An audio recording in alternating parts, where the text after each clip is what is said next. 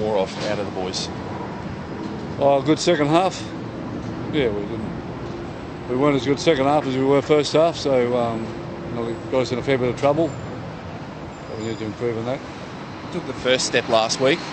Is it now about just evolving that and improving that, and like you say, being consistent across the 80 minutes? Well, that's our aim, but we're just coming back together again now, and it'll take us a few weeks to get it right, but hopefully we can get it right in the next 2 or 3 weeks. Ethan Lowe, mate, going up against his former club. We all saw what he's done in Origin. How shrewd a pickup has he been for the club?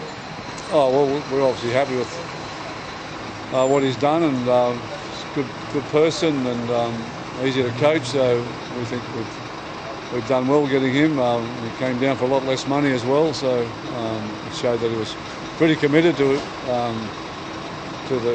what he believed in. That was, he believed in getting an opportunity, and we gave him that, and the rest he's done really well. Was he one of those?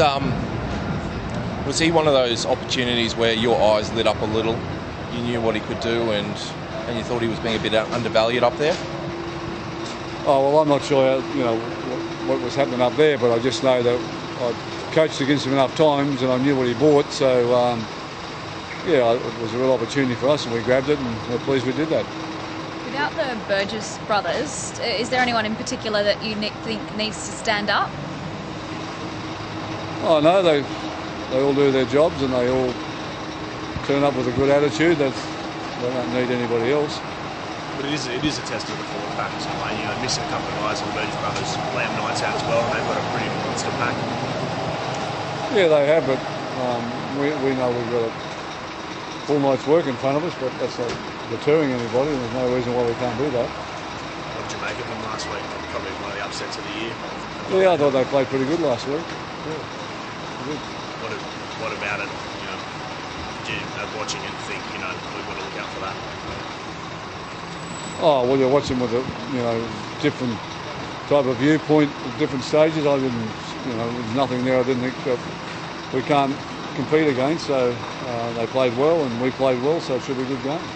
Just on Sam, been reported on his setback with his infection. Is there a timeline on when we might see him back?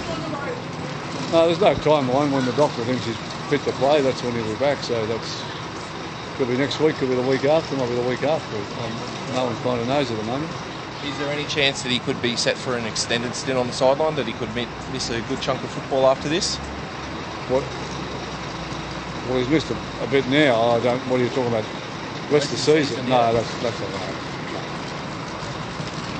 Wayne, is it satisfying that the Origin period's now over? You've gone through a little bit of a mini slump, still second on the table, in a pretty good position with the finals approaching. Yeah, no, it is. So, but we know we need to play well, and we know we need to play better than we have in the last 5 or 6 weeks. So we had a glimpse of that last week in that first half, and we did play well. And we just got to get back to doing that on an 80-minute basis. Do you think about resting some of your Origin guys, Wayne? Like Damien Cook's played a lot of football in the last 8 or so weeks, and Dane Gagai as well.